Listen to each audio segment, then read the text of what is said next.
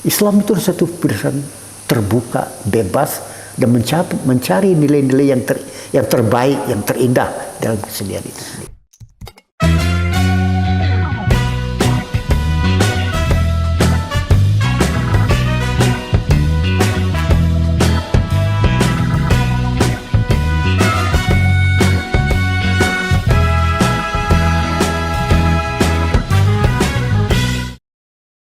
Sahabat Bentara, Adipirus kemudian menjadi salah satu tokoh penting dalam penyelenggaraan Festival Istiqlal yang pertama tahun 1991 dan Festival Istiqlal kedua tahun 1995 yang dianggap sebagai satu hajatan monumental yang mampu memanggungkan seni Indonesia yang bernafaskan Islam. Sesungguhnya seperti apa sih rumusan dari seni Indonesia yang bernafaskan Islam? Bagaimana karakternya, proses kreatifnya, dan potensinya untuk dikembangkan ke depan? Mari kita ngobrol lagi dengan Pak Adipirus. Pak Pirus, persisnya di Festival Istiqlal 1 dan 2 itu posisi Bapak sebagai apa waktu itu? Saya sebagai wakil ketua umum. Yang ketua umumnya pada ketika itu Pak Ponco Sutowo. Ya. Sebagai wakil ketua umum, apa saja yang Bapak kontribusikan untuk Festival Istiqlal? Artinya saya bertanggung jawab kepada konsep keseluruhan festival itu. Artinya isinya itu apa? Apa yang mau dikatakan dengan festival itu? Ya, itu yang menjadi pertanggung jawab saya.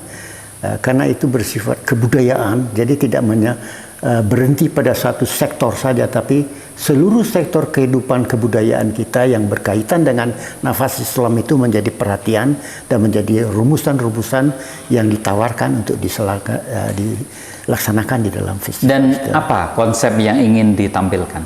Yaitu jadi namanya persisnya adalah Festival Kebudayaan Indonesia yang bernafaskan Islam. Ya. Walaupun pada mulanya bunyinya bukan seperti itu, yaitu bunyinya Festival Kebudayaan Islam Indonesia. Tapi dengan setelah berunding-runding dengan Pak Harto pada ketika itu, berubahlah bunyinya menjadi Festival Kebudayaan Indonesia yang bernafaskan Islam. Karena di Indonesia juga ada yang bernafaskan Hindu, bernafaskan Katolik, Kristen, dan sebagainya itu. Jadi ini sebenarnya lebih benar dalam arti sejarah seni rupa Islam dunia. Ya, itu kira-kira kenapa begitu. Jadi yang digarap di Indonesia itu hal-hal masa lalu kita yang sudah Islam itu ratusan tahun di dalam masyarakat kita hidup sebagai satu keyakinan agama dan cara hidup Muslim di Indonesia itu akan terlihat dalam sektor-sektor yang mencakup arsitektur, tempat tinggal bagaimana, dalam penciptaan berbagai benda-benda pakai yang mereka pakai sehari-hari, kemudian di dalam menciptakan kitab suci Al-Quran seperti di Aceh, di Madura, di mana-mana di seluruh Indonesia masa lalu itu, dan juga mereka menari bagaimana, mereka bernyanyi bagaimana, mereka berpakaian bagaimana. Itu semua sesuatu yang terpendam di dalam kebudayaan Indonesia. Nah, ketika kita menyisirnya kembali menjadi yang bernafaskan Islam itulah menjadi perhatian pokok pada kita. Nah, untuk itulah saya membentuk satu tim pada ketika itu yang bertanggung jawab untuk memeriksa hal yang berhubungan dengan arsitektur, yang berhubungan dengan benda-benda pakai, dengan Al-Quran, kitab suci, dengan arsitektur, dengan seni rupa modernnya dan segala macam Islam itu. Jadi merangkum seluruh nafas kehidupan itu. Mana yang masih erat kaitannya dengan Islam itu sendiri, mana erat kaitannya dengan Indonesia itu sendiri.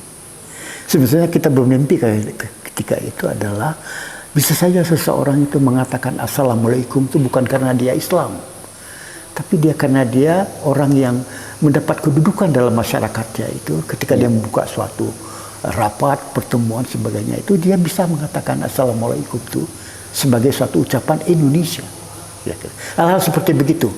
Nah, kita mau menelusuri di mana nafas atau sumsum kehidupan spirit Islam itu sudah mencekam di dalam kehidupan bangsa Indonesia. Iya. Itu ya. Waktu itu salah satu sajiannya adalah pameran seni rupa, Ya. Pak Firus ya. Ya. Ada lukisan, patung, tekstil dan lain sebagainya. Dan kemudian pada saat itulah kemudian muncul wacana yang kental, yaitu seni rupa Islam. Kalau menurut Pak Firus sendiri, bagaimana sesungguhnya definisi seni rupa Islam itu dirumuskan? Ini rumit, ya, tidak mudah menjawabnya. Mungkin kebenaran itu sesuatu pernyataan yang memang dekat dengan kebenaran setempat. Gitu. Ya. Belum tentu kebenaran itu sama dengan kebenaran di tempat yang lain. Karena Islam itu sangat pluralistik.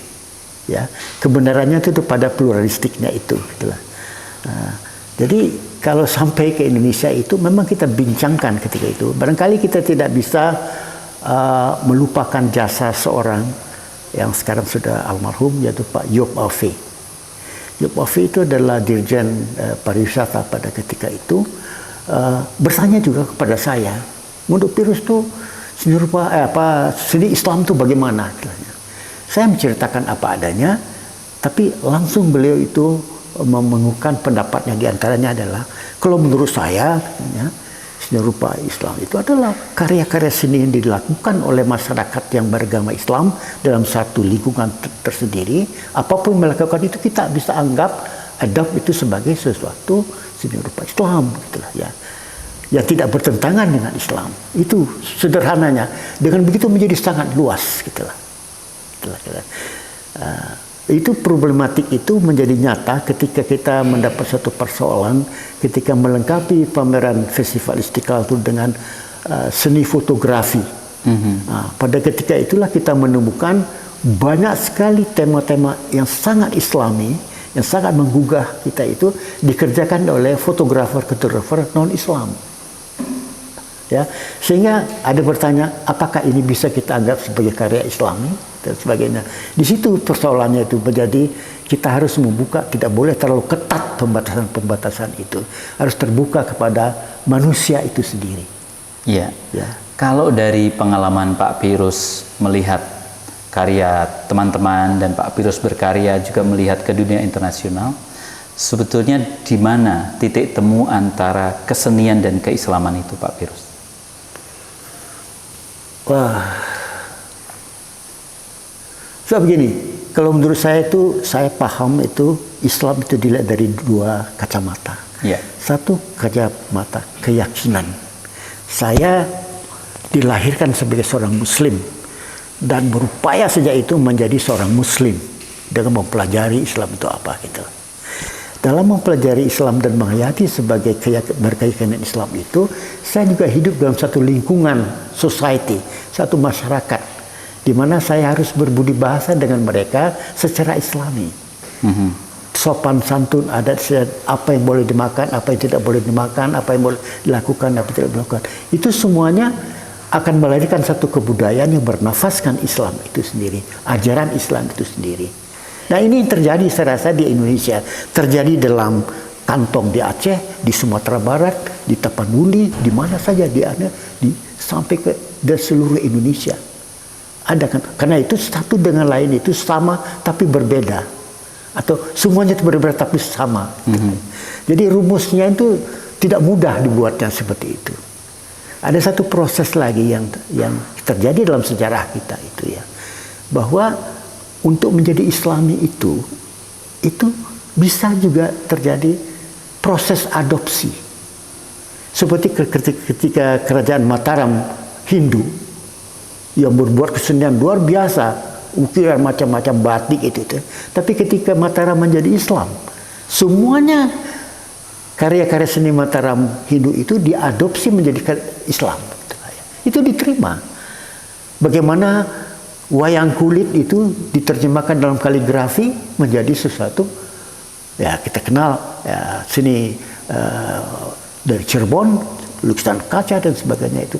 Jadi seni rupa Islam itu sangat bebas dan sangat batasnya itu kebebasan berpikir kita. Di situ saya senangnya Islam itu dengan pikiran-pikiran yang jernih, terbuka gitu. Makanya Ketika sampai kita menghadapi Islam yang dibawa kepada suatu sudut yang sempit itu, saya itu tersinggung gitu. Saya itu tidak merasa nyaman begitu ya.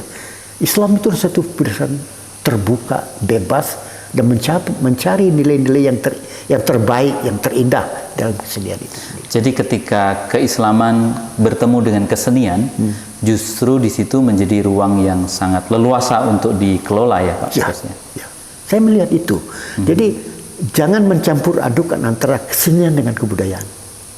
Begitu kita mencampur adukan, di situ saya merasa mulai tidak nyaman karena ada keterbatasan yang tidak menguntungkan kepada kehidupan kita.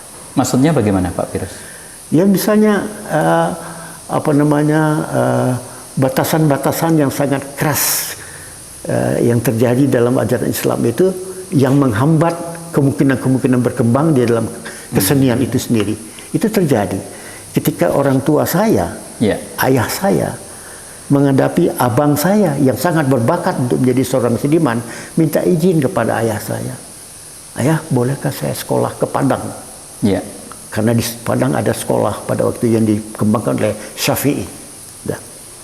Sekolah apa? Saya ingin menjadi seorang pelukis. Apa itu pelukis? Itu tidak selaras dengan agama kita dan sebagainya. Sehingga abang saya itu terpatahkan semangatnya untuk berkembang. Ya, itu kenapa? Karena kepahaman agama yang sangat sempit tadi. Hal-hal seperti begitu. Nah, sekalian saya tanyakan Pak Firus, kan mungkin sebagian kecil dari umat Islam masih percaya bahwa menggambar makhluk bernyawa, makhluk hidup itu dilarang dalam agama Islam. Kalau menurut Pak Firus bagaimana? Saya pikir orang salah memahami masalah itu. Memang pada awal-awal berkembangnya Islam barangkali memang dibutuhkan satu ketegasan untuk mengalihkan sesuatu sistem keagamaan yang politeistik menjadi satu yang monoteistik. Itu diperlukan dibatasi hal-hal yang bersifat bentuk dan gambar dan warna yang menuju kepada kepemujaan itu dibatasi agar kita bisa nyaman masuk ke dunia yang monoteistik itu. Tapi itu kan sudah berlalu, masa itu sudah lewat. Masa sekarang itu di mana orang sudah bisa membedakan mana patung untuk disembah dan mana patung yang untuk mengisi ruang-ruang sudut untuk keindahan. Jadi itu bukan ancaman lagi. Dan saya rasa kalau kita tetap sampai sekarang menganggap itu sebagai ancaman, kita merangkap diri kita sendiri. Itu yang saya katakan tadi itu. Di situ kebebasan itu menjadi terganggu begitu ya. Itu yang saya maksud sederhananya.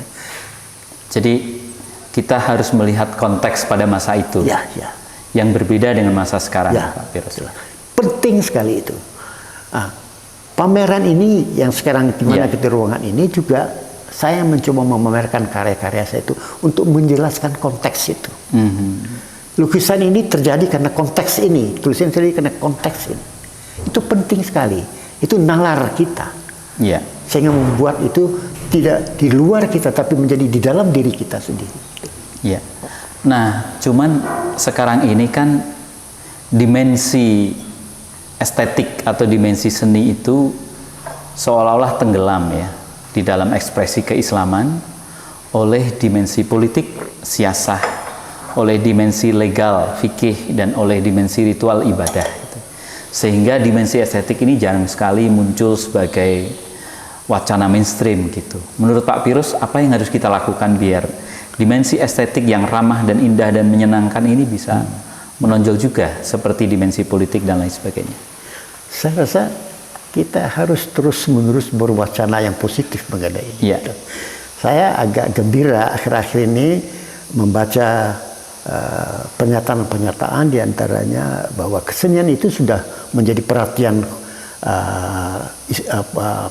besar juga pada kelompok-kelompok agama yang pada mula itu memang sama sekali bukan urusan mereka.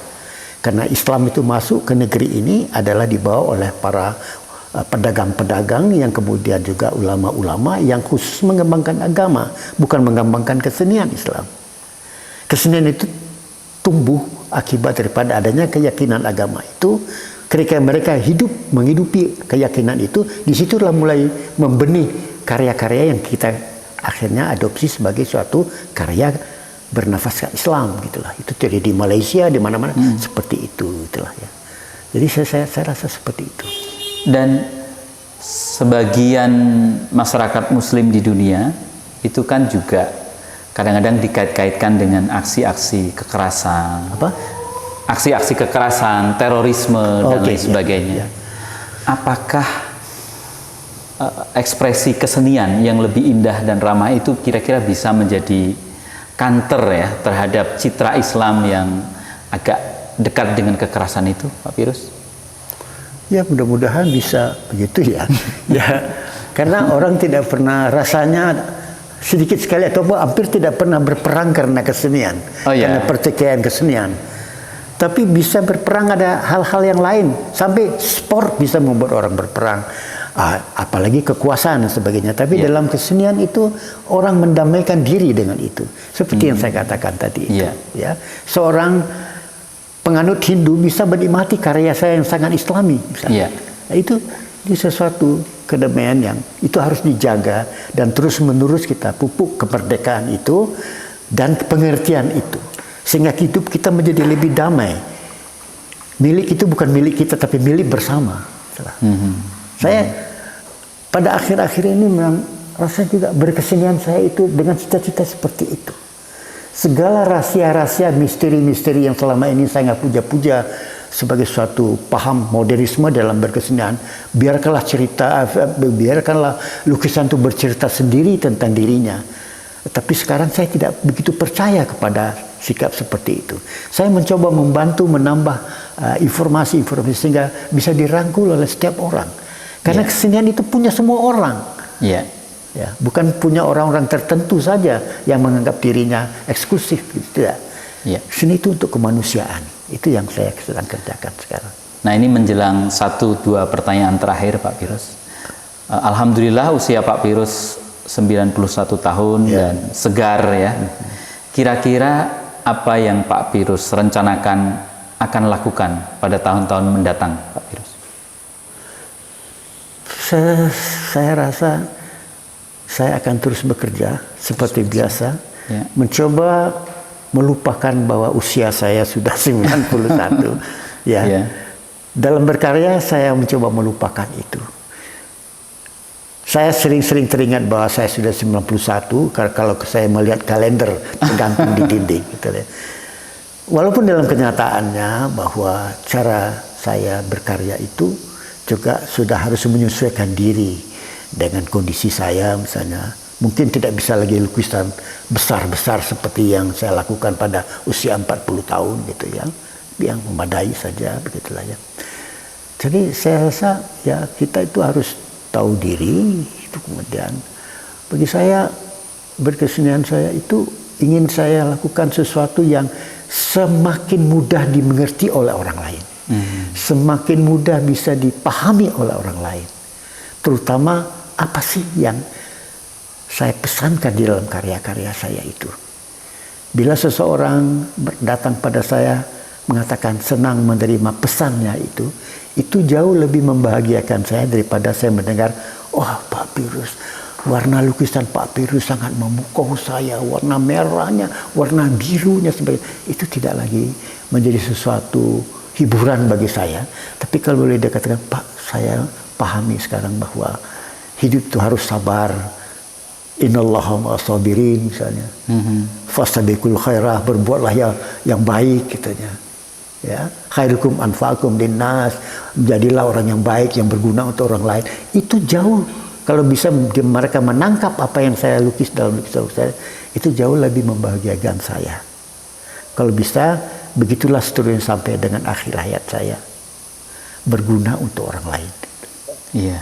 Alhamdulillah, menarik sekali Pak Pirus perbincangan kita. Dan ada satu hal lagi Pak Pirus, kan tidak semua seniman juga memiliki usia yang panjang. Dikaruniai usia 91 tahun itu sebagian bisa dianggap menjadi bonus ya Pak Pirus ya. Nah sekarang apa yang bisa Pak Pirus pesankan kepada teman-teman seniman atau publik secara umum agar bisa mencapai usia itu tetapi sehat, produktif, jernih, dan bisa bermanfaat kepada orang lain? Bagaimana mengelolanya? Well, ini sukar bakal dijawab ya. Tapi barangkali salah satu yang saya yakin sekali, kita membiasakan diri atau mendudukkan diri kita itu mengerjakan sesuatu yang kita sukai. Ya. Jangan kita banyak bergaul dengan pekerjaan-pekerjaan yang tidak kita sukai, tapi kita harus kerjakan. Di situ ada konflik dalam diri kita itu. Saya mencoba menghindarkan itu. Terbukti Festival Istiqlal itu pekerjaan sangat besar. Bertahun mempersiapkannya itu. Tapi bagi saya ringan sekali karena saya suka melakukan itu. Nah itu menjadi contoh pada sehingga saya mencari selalu pekerjaan yang saya sukai yang saya kerjakan itu. Sehingga tidak ada konflik. Saya sehingga bisa tidur malam dengan nyenyak begitu. Dan kedua, saya rasa disiplin ya. Kita harus punya disiplin hidup ya. Artinya kapan kita mengerjakan A, kapan kita mengerjakan B. Misalnya dalam kesehatan, saya selalu mempunyai jadwal tertentu untuk memeriksakan kesehatan saya. Ke lab segala macam itu saya lakukan tidak acak-acakan tapi secara rutin gitu, secara disiplin. Dan ketika ada obat-obat yang saya makan, saya harus makan secara disiplin gitu. Dan saya melakukan olahraga secara disiplin. Saya kira-kira 25 tahun melakukan setiap minggu satu kali yang dikatakan low impact exercise gitu. Artinya untuk orang tua lah begitulah ya, untuk menjaga kebugaran saya. Saya melakukan yoga untuk pernafasan saya gitu. Dan membatasi makanan-makanan bukan karena enaknya tapi karena sehatnya. Jadi saya rasa hal-hal kecil seperti itu yang saya ramu dalam kehidupan saya sesuai dengan ritme umur saya, ritme kehidupan saya itu sendiri gitulah ya. Ya, tentu berbeda masa saya muda dengan masa saya tua. Ketika saya muda, seperti saya selalu ceritakan, hidup saya itu lebih cenderung sebagai seorang pembalap.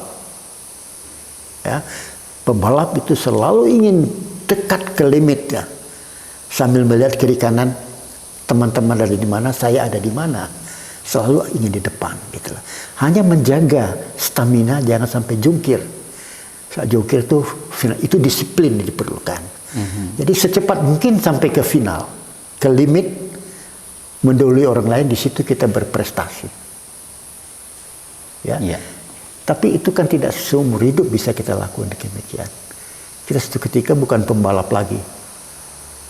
Bisa berjalan sudah cukup. Nah, pada ketika itulah kita juga harus sadar diri, yakin kepada kebergunaan tadi. Yeah. Hidup itu harus berguna untuk orang lain, sekecil apapun. Yeah. Hidup Anda akan berakhir apabila Anda tidak berguna untuk orang lain lagi. Ya. Menarik sekali Pak Pirus. Terima kasih atas ngobrol-ngobrolnya. Alhamdulillah. Terima kasih. Sama-sama. Ya. Sahabat Bentara, kita sudah ngobrol panjang lebar dengan Pak Adi Pirus tentang perjalanan hidupnya, tentang studinya di Bandung ke Amerika, juga bagaimana Pak Adi Pirus mengembangkan seni rupa lewat lukisan kaligrafi modern di Indonesia, sampai tips menjaga kebugarannya hingga mencapai usia 91 tahun dan tetap produktif. Terima kasih sudah mengikuti podcast Bentara Budaya. Podcast ini bisa disimak, bisa ditonton di kanal YouTube Bentara Budaya dan Spotify. Salam budaya, terima kasih.